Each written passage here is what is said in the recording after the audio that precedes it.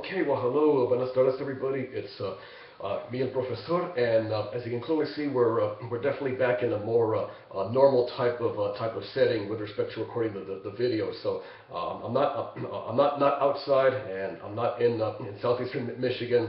So I'm back in the home office, and this indeed is the final of the 6 videos in which I essentially preview or review, and in this case, since getting this video just after the final readings has been completed, I guess you could say it's more of a review, and for all intents and purposes, in terms of what was covered in the final Daughter of Fortune readings. So for this final installment, I'm going to talk a little bit more about the readings in chapters 18 through 21, and these are chapters that correspond to the chapter titles. And let me just take off my glasses here so I can better read here off the iPod. We're talking about the chapters Disillusion, Sing Song Girls, Joaquin, and Unusual Pair. So those are the 4 final chapters that you've been working on for this final set of readings for Daughter Fortune. So I'll talk a little bit about the content, the main themes, the usual things that I talked about in the previous video. Let's talk about that first, and then I'll go into a quick discussion about the information in the first part of chapter 10 of the Who Built America text. So this is the information that pertains to pages 482 to 499. Again, roughly the first half of chapter 10 of Who Built America. And so that'll be in the second half of the video. But first, a couple of quick housekeeping items, and then we'll get on to talking about both Daughter Fortune and the Who Built America items. Right now, in all of the forms, all of the due dates have been cleaned up. So everything in terms of all the Sunday due dates, those have been set. Also, there was a bit of a change in leadership with respect to what's happening in group 3. So in group 3, Elizabeth, thank you, Elizabeth. She'll be taking over for the final three chapters in your respective group. And over in group 1, Cassandra has kindly volunteered to take on continue leadership duties for the rest of the semester. So thank you again, Cassandra, for your great work. And in group 2. Brianna is now taking over for the second part, for the final readings, and also just want to say a quick thank you to Julia. Julia, tremendous job. Thank you again so much for taking on the first half of chapter 2. Brianna has some big shoes to fill, so to speak, but I know Brianna will do a fine job. So again, to all of the group leaders, the ones who are current now, and the ones that is Julia that just finished up. Now, thank you to all of you for taking on this on this task. I know it's a little bit of extra time, but it looks like the 4 of you have gotten or will be developing some systems soon in which you can talk to the group and find out who's going to be covering which question in each of the forums. Okay, but again, let me quickly make one final comment about the due dates. Again, the due dates that are listed, of course, are the due dates that pertain to your original comments. So if you choose a question, then answer your question by the Sunday due date. That's what I mean by original comment. You're choosing a question and you're posting your original comments, that is your answers to that question.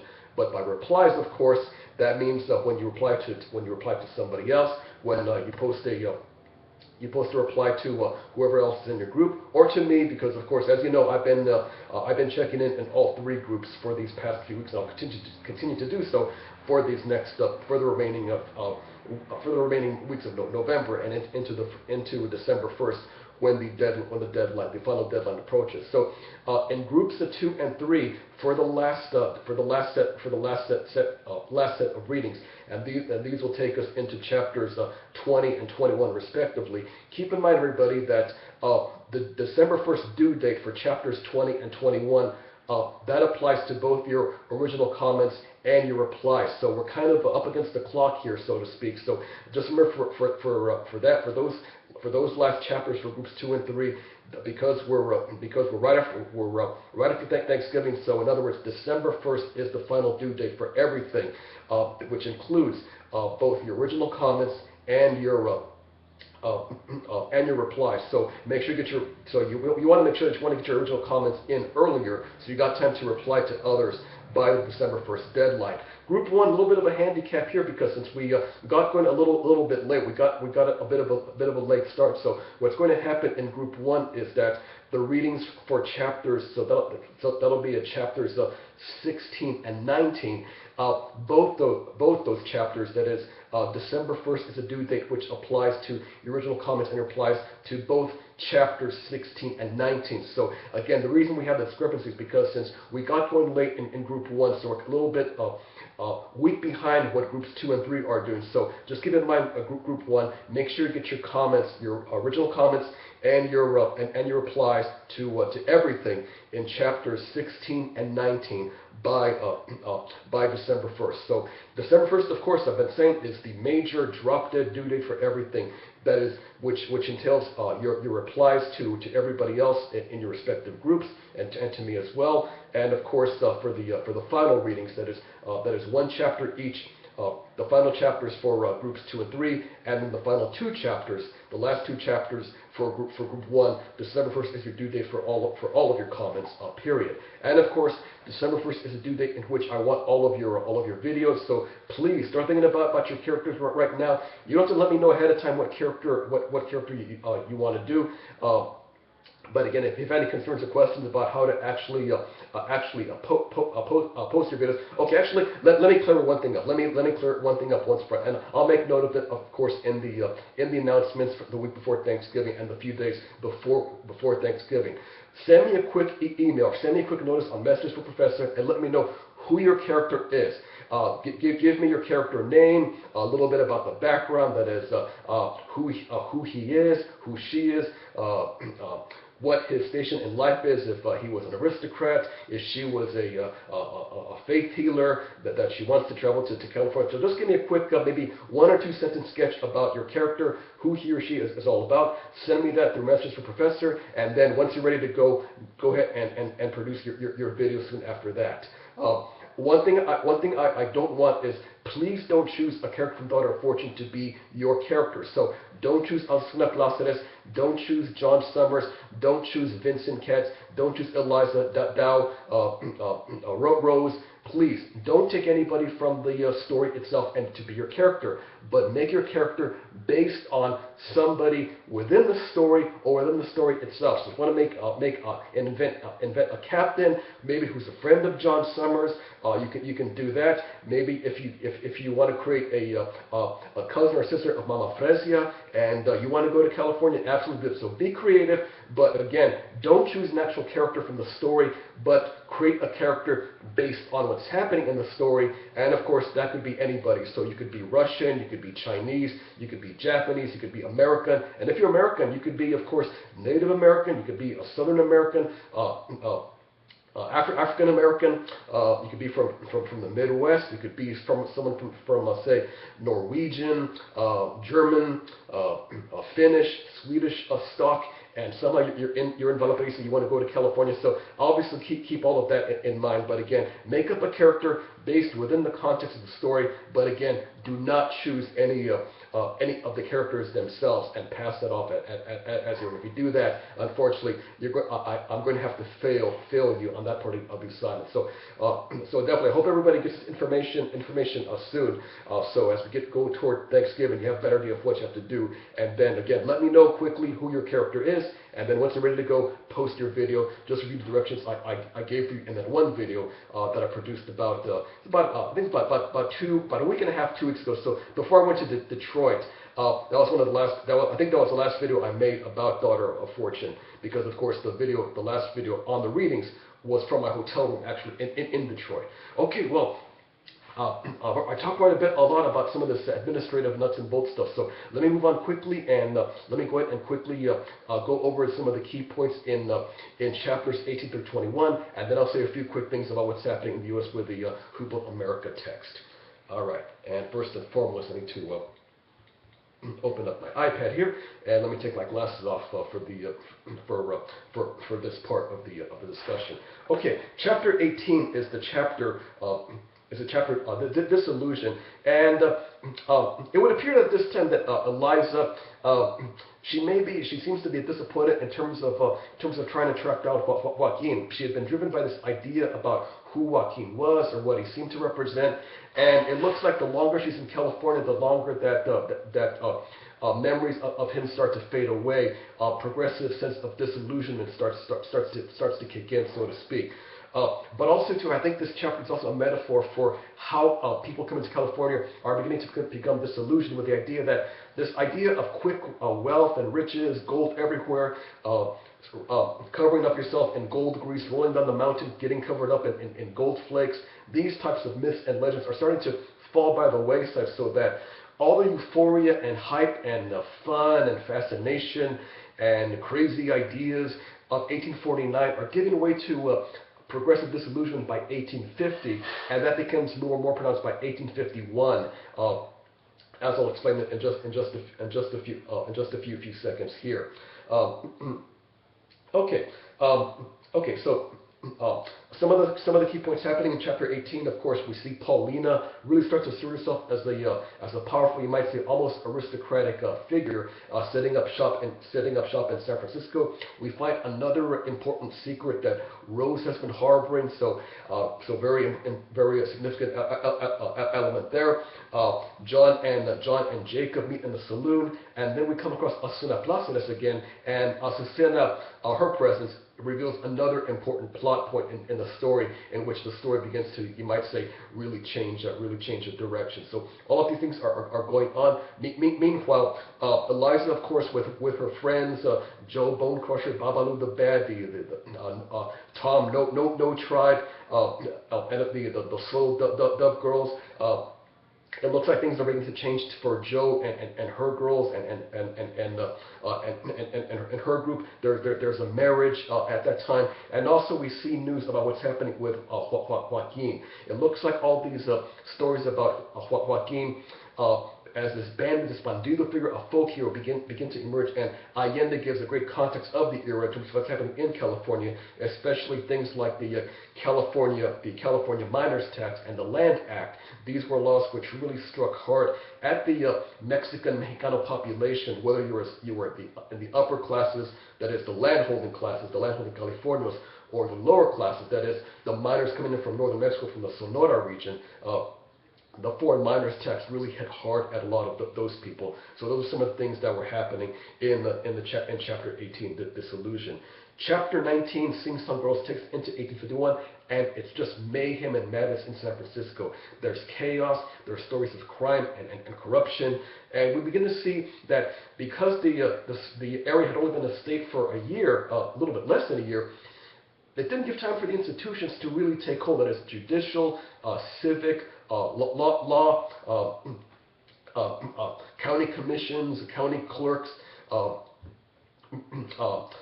fishing licenses, dog licenses, all of that fun stuff that you go when you go to City Hall, when you go for regular City Hall business. These were things that were not taking shape. So in this power vacuum, vigilante groups come in on the scene, and here's where the infamous Australians come to the forefront. There were these really nasty groups called the Hounds, and there was another group called the Sydney Ducks. I doesn't mention the Sydney Ducks, but that was another group of Australians who kind of took it upon themselves to be the law and order in rough and tumble California.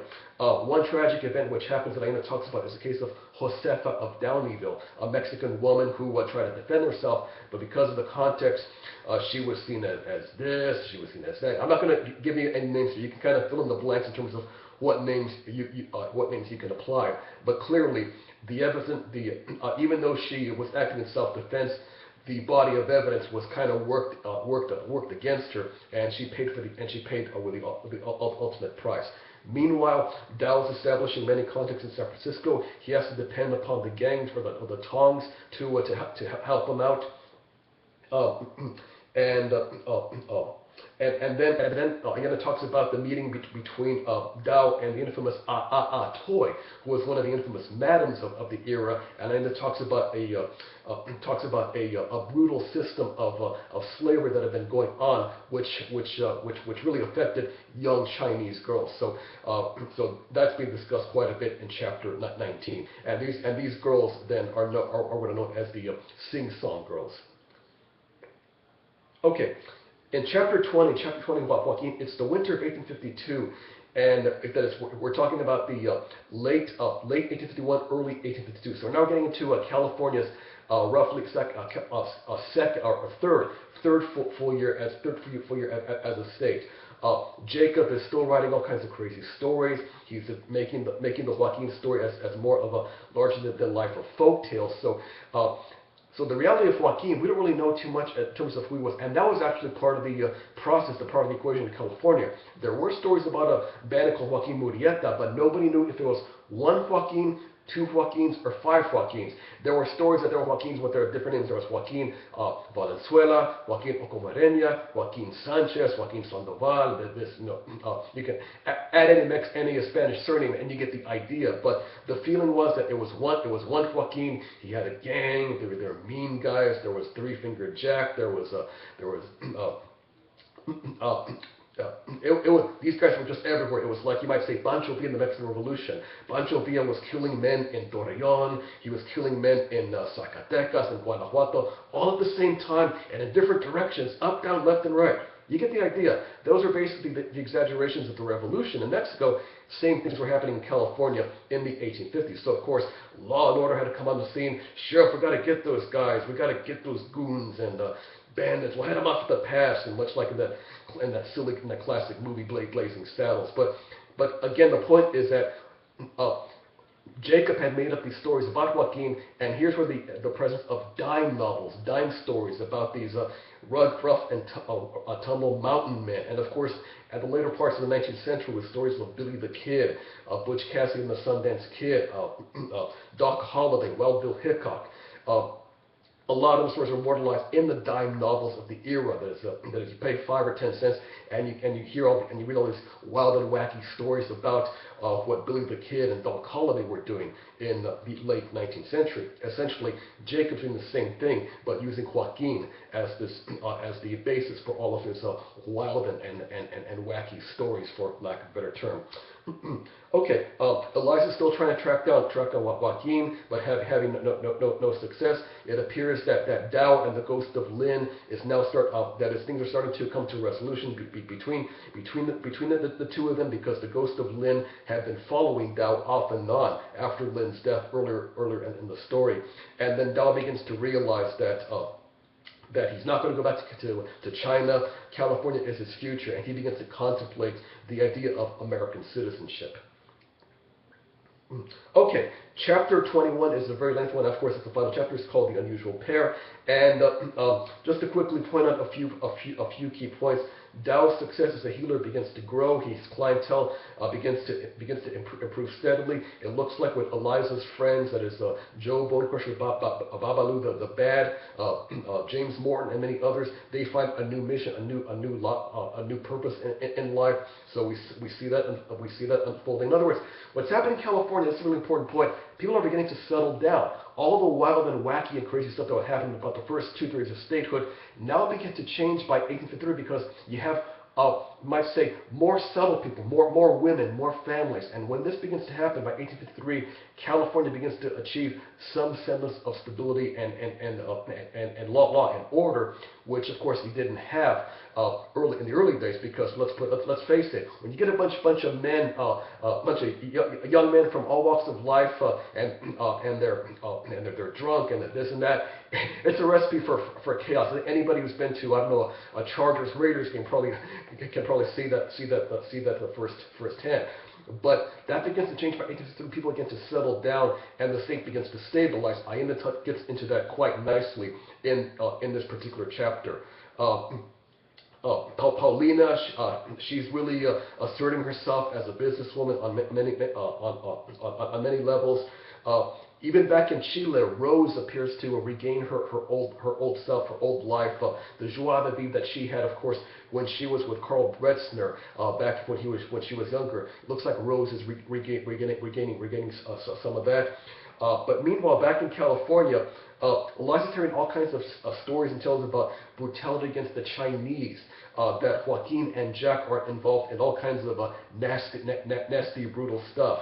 Um, and that in order to track down Joaquin, Sheriff Harry Love has to come on the scene, form a posse, and try to track down this evil Joaquin character. This actually happened, and that there was a guy named Harry Love who was ordered by the Governor Bigler.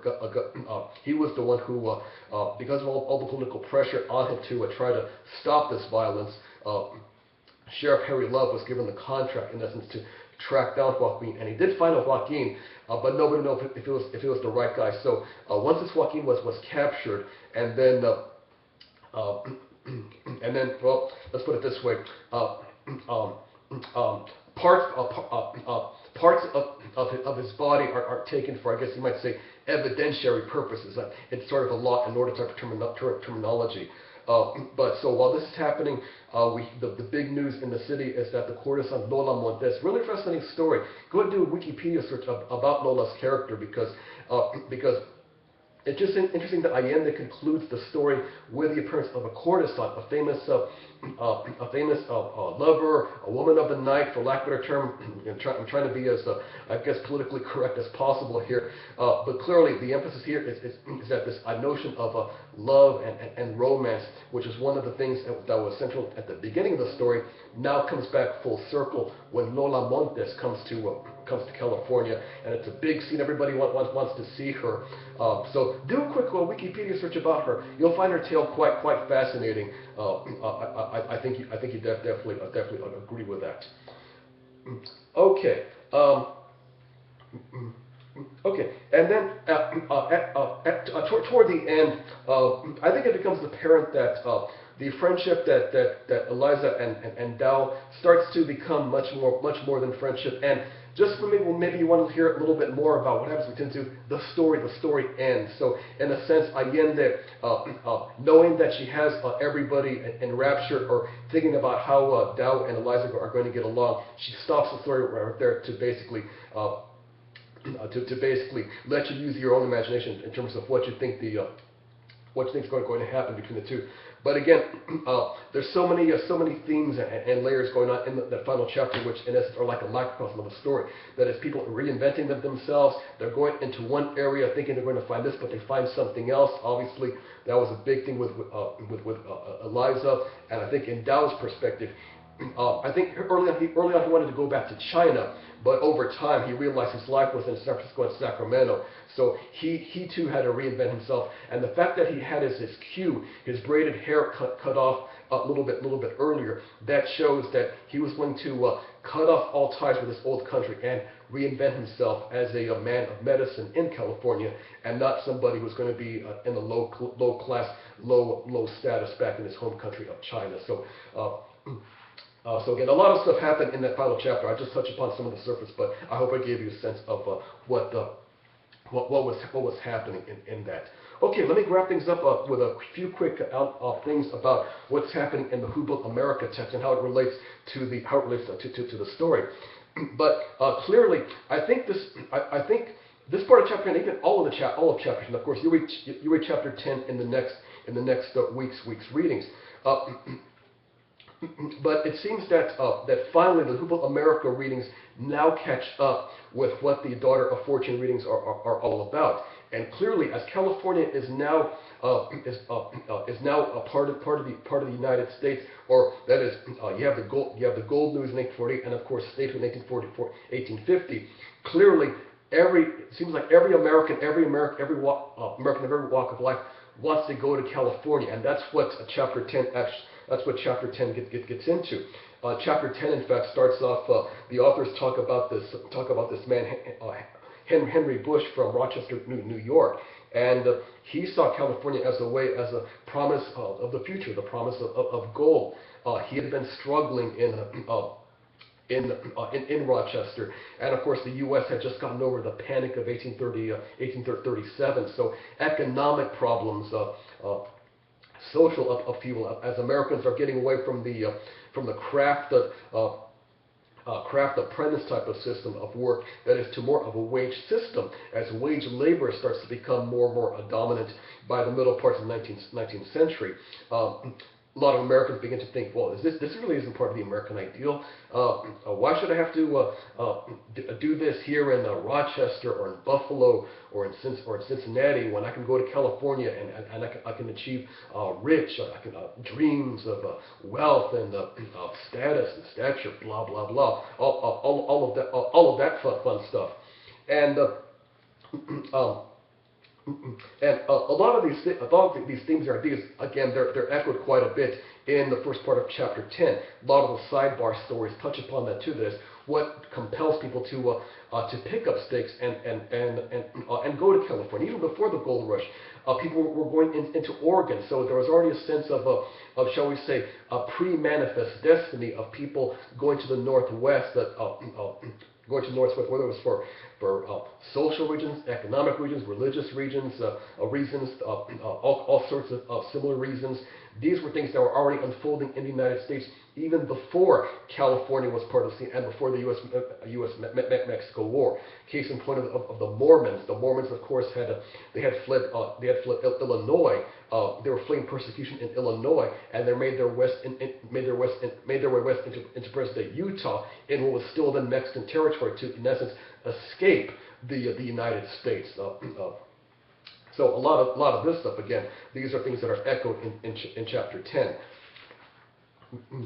Okay, of course, what's happened to the Native Americans is definitely part of the equation too. All this notion of that this land to the west was empty, it was wide open, it was free. One note I'll say about that, and I saw this actually in my visit to Detroit at the Detroit Institute of Arts. A lot of paintings there which depict landscapes which were done in the 1830s, 1840s, which promote this myth that the West is this open space, that it's free, there's water, there's land, there's trees, there's this and that, blue sky, all of that good stuff. But of course, a lot of those painters neglected to show the Native Americans. So what happens to Native Americans is part of the tragedy of this. And again, it talks about in Daughter Fortune what happens to a lot of the California tribes as the gold miners rush into their home countries. Okay, other parts in chapter 10 that are interesting is that there's a lot more description about the economics of gold mining and the effects of gold mining. In fact, on page 493, there's a depiction of how hydraulic mining is starting to destroy the landscape in California, because what's happening is that in 1853, 1854, corporations are coming in too. So the miners, the individual miners, you might say, they went first, but then within a couple of years, the Eastern companies followed suit, and their methods of mining were really ruinous to the landscape, as the painting on page 493 shows. So while you're finishing up with the readings or reviewing the readings, whether it's in Daughter of Fortune or in Who Built America, take a close look at the painting on page 493. That really indicates how California was changing again by the mid-1850s. Okay, and then there's discussion, of course, what's happening with the Chinese, the types of work that they do, and also with respect to women as well. So with the idea of women, of course, I mean, just look at the work of people like Paulina del Valle, Paulina Rodriguez, in that she represents what a lot of women were doing when they came to California. That is, they opened up inns, they opened up restaurants. You might say Paulina was a microcosm of what a lot of women did. Of course, once establishments began to set up shop in California, establish society, women were still, of course, in a fairly subservient position vis-a-vis their husbands, their fathers, brothers, and so on and so forth. But compared to the rest of the country, I would say that women, by and large, had much more freedom to engage in their own enterprises compared to had they stayed in places like Rochester, New York, Buffalo, Detroit, Chicago, Cincinnati, and of course the eastern seaboard towns like Charleston, New York, Philadelphia, Providence, and so forth. All right, so with that, I got nothing more to say. So I know this video ran long, and I do know that my videos on the topics have run pretty long, but I think it's essential for me to at least give you as much detail as possible wherever I can about how we've been trying to connect daughter of fortune topics with what's happening in the rest of the United States. Again, IMDA does a great job of giving you a sense of what's happening across the board in different countries, but what I was trying to do with these videos is in essence, tie into what's happening in the U.S. with the story itself. And with that, that concludes all of my videos on Daughter of Fortune. So again, I know these videos didn't run quite long, but for those of you who did watch them, I hope they were helpful. Hope they were instrumental in helping you get a sense of what's going on. And at the same time, too, part of these online classes, I still like to talk. I still like to lecture, like I used to do in the on-campus classes. So for me, this is my way of, in essence, getting back into the classroom, so to speak, even though I'm only talking into a monitor and I can't see all of you guys. As long as you can see and hear me, and you got something out of this, then I think I've done my job, and I'll definitely do things like this for the future in next sessions, whether it's for this class or for the California class. Which, by the way, I'll do Daughter of Fortune again for the 124 class, or if I do the 109 class, then I'll do something similar for the 109 class, in which I bring about a novel, and then we'll talk about that within the scope of the class. All right, well, that's it for me. That's it from back from the French Valley headquarters. And but of course, I'll have a few more videos for you as we wrap up the class, as we get to the final few weeks before the holiday season really starts to go into overdrive. All right, that's it for everybody. You guys take care, and I'll talk to you guys again very soon.